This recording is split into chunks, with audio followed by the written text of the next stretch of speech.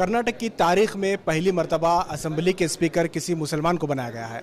UT खादर जो मंगलुरु से आते हैं, मंगलुरु के एमएलए यूटी खादर स्पीकर बने हैं। आइए उनसे बात करते हैं। सर, बहुत बहुत मुबारक हो आपको, पहली मर्तबा हिस्ट्री में किसी मुसलमान को स्पीकर बनाया गया। कैसा महसूस कर रहे हैं आप? मुझे अच्छा लग रहा हूँ।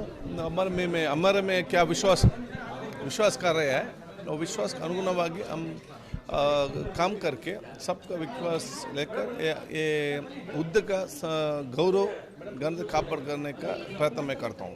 सर, यूजुअली जो स्पीकर बनते हैं काफ़ी एज वाले बनते हैं, और जो लोग मिनिस्टर नहीं बनने वाले ऐसे लोगों को बनाते हैं जो बहुत ज़्यादा सीनियर हैं। आप नौजवान हैं, आपको ये मौका मिला है, कैसा लग रहा है? मुझे बहुत अच्छा लगा है। यंग एज में एक बहुत बड़ा जॉबदार मिला है। हमारा हमको भी सीखने का बहुत है इसमें। असेंबली कार्यकलाप क्या है वो चलाने से, और मुझे भी सीखना है हमारा पॉलिटिकल कैरियर और हमारा व्यक्तित्व भी इम्प्रूवमेंट करना।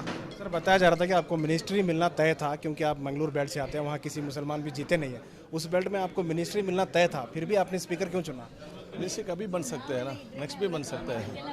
अभी है हमारा अवकाश है, प्रथम बार ये स्पीकर हर समय नहीं मिलता, इसलिए हमने स्पीकर पोस्ट अभी ले लिया है। बहुत बहुत शुक्रिया सर। ये थे यूटी खादर साहब, और ये पहले स्पीकर हैं जो मुस्लिम कम्युनिटी से आते हैं, उन्हें स्पीकर बनाया गया है। कैमरा पर्सन समीर के साथ शाहिद काजी, बेंगलुरु।